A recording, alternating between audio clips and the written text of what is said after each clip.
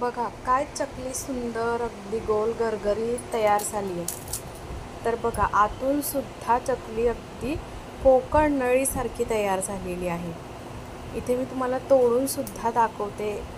अगदी खुसखुशीत अशी ही चकली आपण फक्त 2 वाटी रवा घेऊन इथे बनवणार आहोत आणि या 2 वाटी रव्यामध्ये अगदी 40 ते 50 चकल्या सहज एकसारख्या आकाराच्या तयार होतात.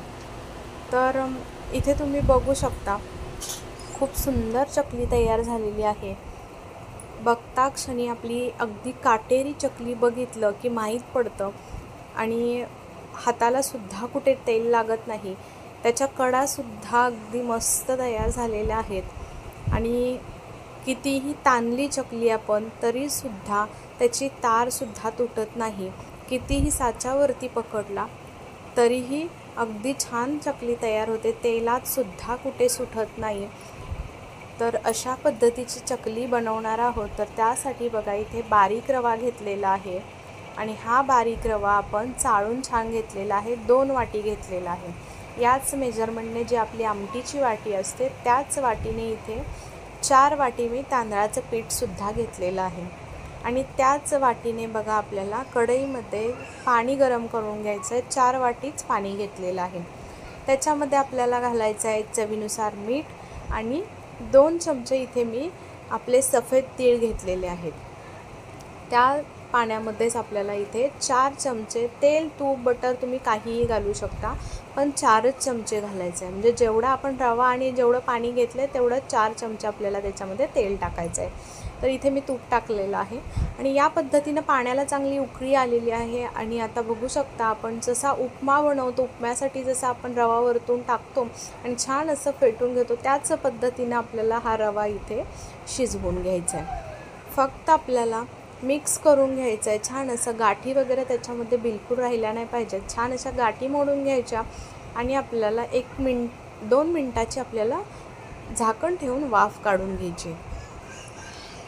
आता बघा ह्याच्यामध्ये आपण तेल, पाणी, मीठ आणि पाण्यामध्येच आपण सगळं तीळ वगैरे मिक्स केलं होतं. तीळ आपण जेव्हा ह्याच्यामध्येच घालतो ना तर ते आपले चकलीमधून बाहेर सुटले जात नाहीत किंवा तेलातसुद्धा पडत नाहीत.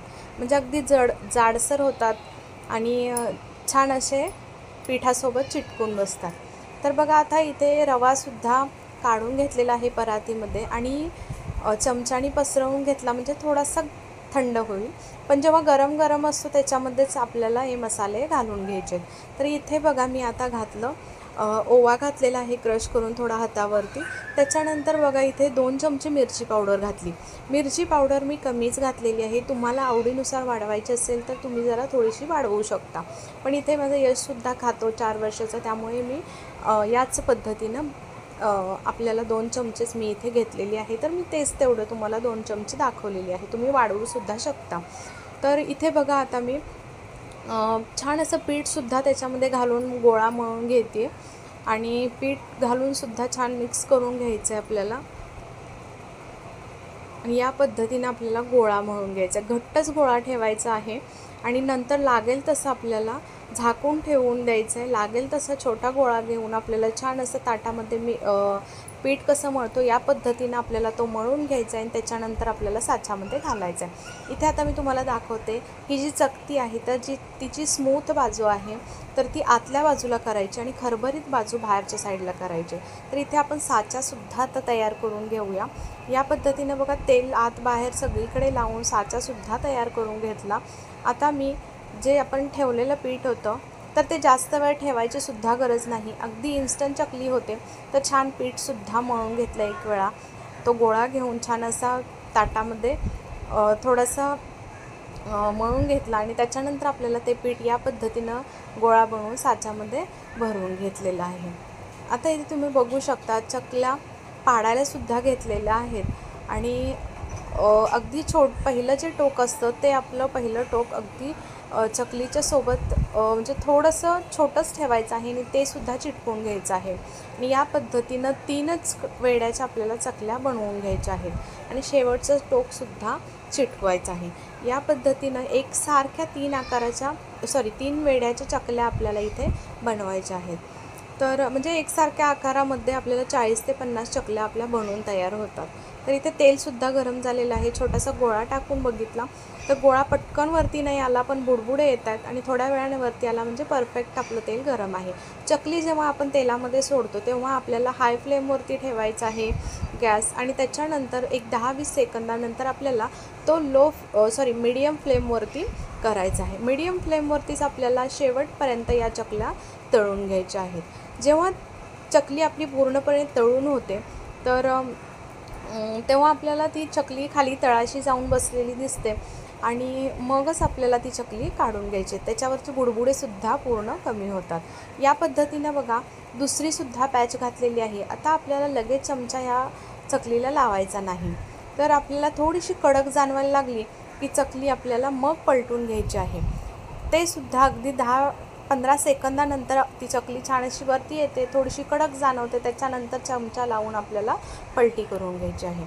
या पद्धतीनं बघा दुसरासुद्धा गोळा त्याच पद्धतीने मळून घेतलेला आहे आणि हर वेळी आपण ते पीठ झाकूनच ठेवायचं आहे, म्हणजे पीठसुद्धा आपलं थंड पडत नाही किंवा आपल्या चकल्यासुद्धा तुटत नाहीत करताना किंवा पिठालासुद्धा चिरा पडत नाहीत. या पद्धतीनं आपला सगळ्या चकल्या इथे बनवून तयारसुद्धा झालेल्या आहेत, तळूनसुद्धा घेतलेल्या आहेत.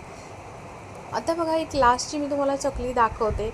तर ही सुद्धा चकली मी झाऱ्यावरती बनवून दाखवते. अगदी शेवटपर्यंत मोठी सगळ्यात चकली आज आपण इथे बनवणार आहोत, शेवटची चकली. तर आता तुम्हाला दाखवते पलटी करून. तरीसुद्धा मी पलटी केली, थोडीशी बघा असं साईडला कशी तरी असं वाटलं की तुटते की काय, पण तरीसुद्धा आपली चकली तुटली नाही. अगदी शेवटपर्यंत तुम्ही बघितलं, कुठेही तेलात फसलेली नाही, तेलसुद्धा जास्त पिलेली नाही. अगदी छान एकसारख्या आकाराच्या, अगदी पिवळ्या केशरी रंगावरती मस्त गरगरीत गोल चकल्या तयार आहेत बनून.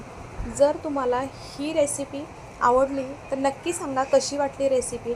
आणि ज्यांच्याकडे भाजणी करायला टाईम लागतो किंवा भाजणी जमत नाही, अशा वेळी तुम्ही ही चकली तयार करू शकता. या दिवाळीला नक्की या पद्धतीची रव्याची चकली बनवून बघा.